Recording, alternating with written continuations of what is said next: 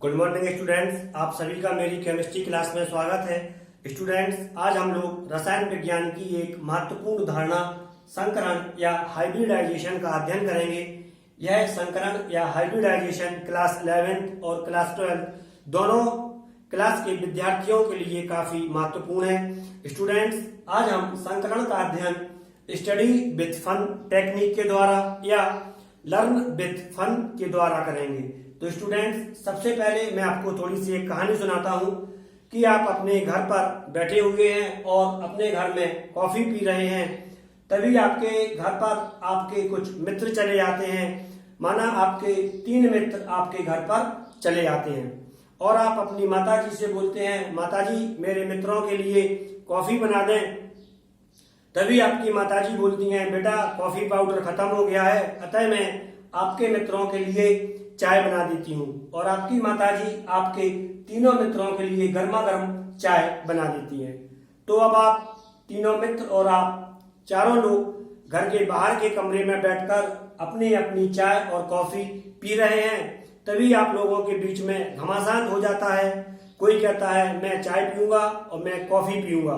तब इस स्थिति से निपटने के लिए आप लोग एक नया प्रैक्टिकल करते हैं।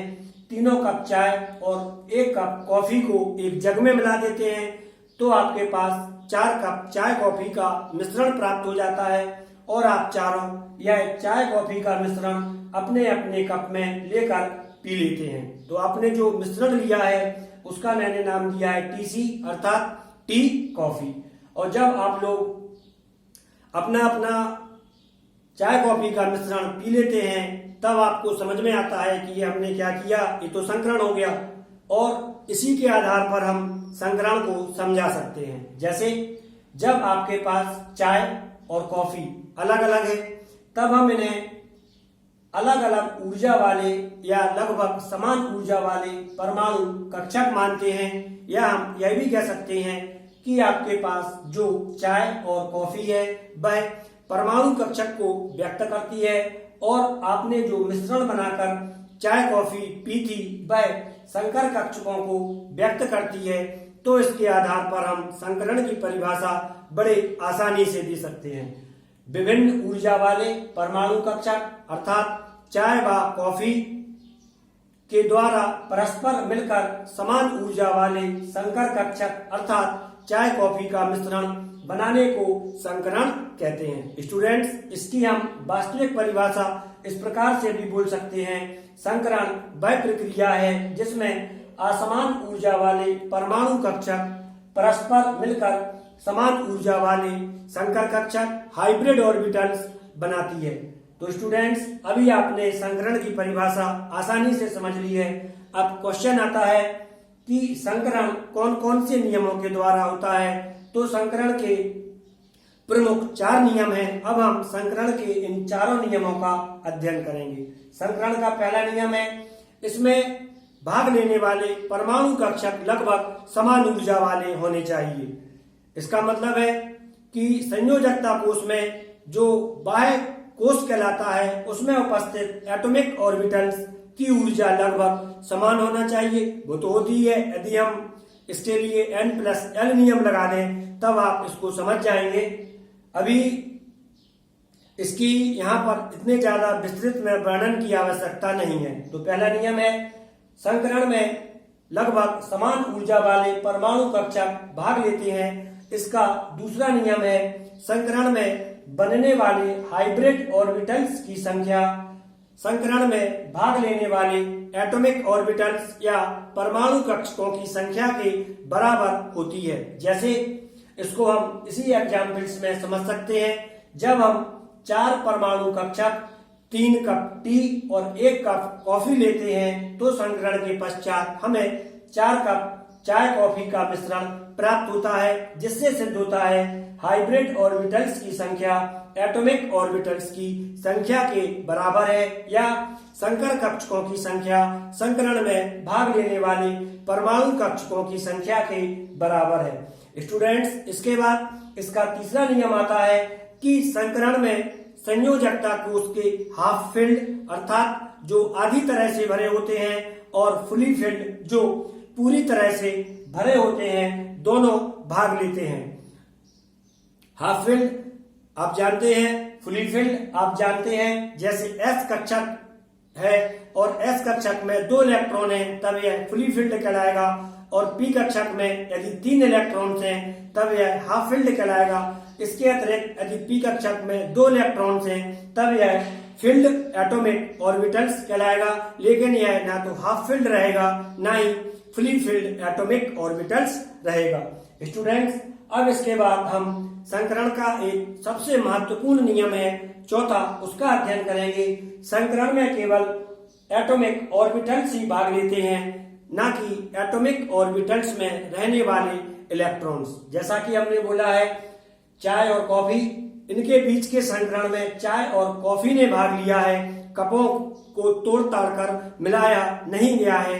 कपों के लिए हमने इलेक्ट्रॉन्स मान लिया है, चाय और कॉफी के लिए हमने एटॉमिक ऑर्बिटल्स मान लिया है। तो स्पष्ट है, संकरण में केवल एटॉमिक ऑर्बिटल्स ही भाग लेते हैं, इलेक्ट्रॉन्स भाग नहीं लेते हैं। तो स्टूडेंट्स, अभी आप इतनी टेक्निक से जो संकरण पढ़ाया है उसकी परिभाषा और उसके नियम आसानी से लिख लें। इसके पश्चात हम संकरण के प्रकारों का अध्ययन करेंगे।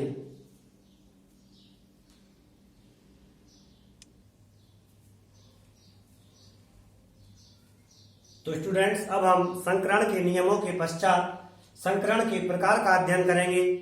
संकरण, इसमें भाग लेने वाले एटॉमिक ऑर्बिटल्स के आधार पर निम्न प्रकार का होता है। नंबर 1, sp संकरण, अर्थात वह संकरण या हाइब्रिडाइजेशन जिसमें एक s और एक p एटॉमिक ऑर्बिटल्स भाग लेता है। sp2 संकरण, जिसमें एक s और 2 p परमाणु कक्षक भाग लेते हैं। तीसरा, sp3 संकरण, वह संकरण जिसमें एक s और 3 p परमाणु कक्षक भाग लेते हैं, sp3 संकरण कहलाता है।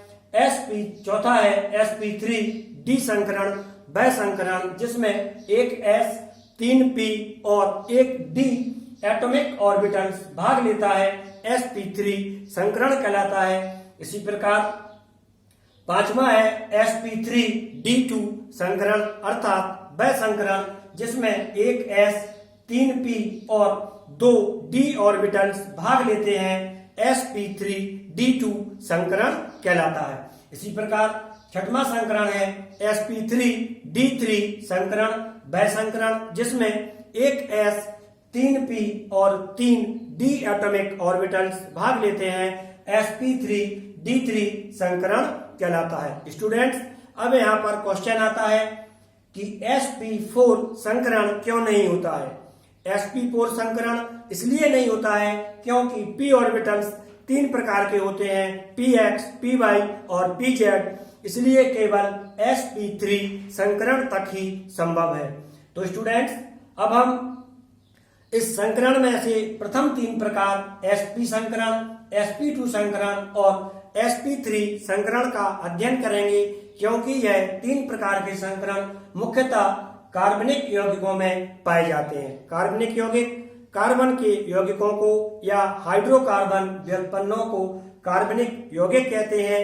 इन सभी यौगिकों में कार्बन की संयोजकता 4 होती है। कार्बन का प्रतीक C होता है, इसका परमाणु क्रमांक 6 और परमाणु भार 12.01 होता है, जिसे पूर्ण अंकों में 12 लिखते हैं। तो स्टूडेंट्स, अब हम सबसे पहले कार्बन की टेट्रावैलेंसी या कार्बन की चतुर्संयोजकता का अध्ययन करेंगे। तो स्टूडेंट्स, सबसे पहले यह क्वेश्चन आता है, संयोजकता किसे कहते हैं या सहसंयोजकता किसे कहते हैं। संयोजकता किसी तत्व के जुड़ने की क्षमता होती है, संयोजकता कहलाती है, और सहसंयोजकता किसी तत्व में उपस्थित अयुग्मित इलेक्ट्रॉन्स की संख्या उसकी सहसंयोजकता कहलाती है। इसी प्रकार एक शब्द और होता है परिवर्ती सहसंयोजकता। जब कोई तत्व 2 या 2 से अधिक परिवर्ती संयोजकताएं प्रदर्शित करता है तब उसकी संयोजकता परिवर्ती सहसंयोजकता कहलाती है। इसमें तत्व की आधार अवस्था में संयोजकता अलग होती है और एक्टिव या सक्रिय अवस्था में उसकी संयोजकता अलग होती है। जैसे अब हम कार्बन की संयोजकता का अध्ययन करेंगे। तो स्टूडेंट्स, हम जानते हैं कार्बन का परमाणु क्रमांक 6 है और जब हम इसका इलेक्ट्रॉनिक विन्यास लिखते हैं तब यह 1s2 2s2 2p2 आता है। और जब इसे हम और इलेक्ट्रॉनिक विन्यास को और अच्छे से लिखें, बॉक्स के रूप में प्रकट करके लिखें, तब यह होता है 1s2 2px1 2py1 2pz0। इसे हम निम्न बॉक्स के द्वारा भी प्रदर्शित कर सकते हैं जो कि बॉक्स एटॉमिक ऑर्बिटल्स को व्यक्त करते हैं। 2s2 यह 2s में उपस्थित 2 इलेक्ट्रॉन्स को व्यक्त करता है। 2p1 यह 2p में उपस्थित 1 इलेक्ट्रॉन्स को व्यक्त करता है। 2py1 यह 2py में उपस्थित 1 इलेक्ट्रॉन्स को व्यक्त करता है। यह कार्बन का आधार अवस्था में इलेक्ट्रॉनिक विन्यास होता है और इस अवस्था में कार्बन की सहसंयोजकता 2 होती है क्योंकि इसके पास 2 अयुग्मित इलेक्ट्रॉन्स होते हैं। जब हम इस अवस्था में कार्बन परमाणु के लिए थोड़ी सी एनर्जी दे देते हैं, जिसे सक्रियण ऊर्जा या प्रमोशन एनर्जी भी कहते हैं, तब कार्बन के 2s2 ऑर्बिटल्स में उपस्थित 1 इलेक्ट्रॉन ऊर्जा पाकर 2pz में जंप कर जाता है और इसका नया इलेक्ट्रॉनिक कॉन्फ़िगरेशन निम्न प्रकार से प्राप्त होता है, जिसे हम कार्बन का सक्रिय अवस्था में इलेक्ट्रॉनिक विन्यास कहते हैं। यह इलेक्ट्रॉनिक विन्यास 2s1 हो गया क्योंकि 2s2 का 1 इलेक्ट्रॉन 2pz में जंप कर गया। इसी प्रकार 2ps1 2px1 2py1 और 2pz1 हो गया।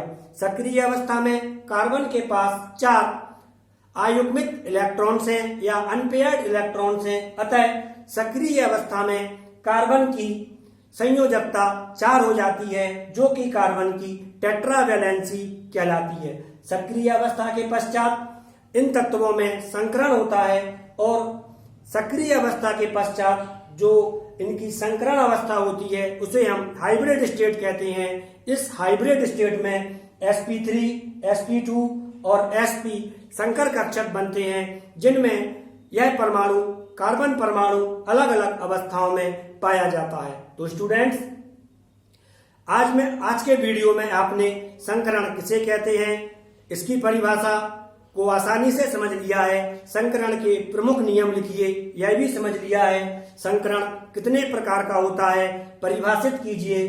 कार्बनिक यौगिकों में कौन कौन से प्रकार का संकरण मुख्य रूप से पाया जाता है यह भी समझ लिया है। संयोजकता किसे कहते हैं, सहसंयोजकता क्या है, परिवर्ती सहसंयोजकता किसे कहते हैं, कार्बन कितने प्रकार की संयोजकताएं प्रदर्शित करता है समझ लिया है।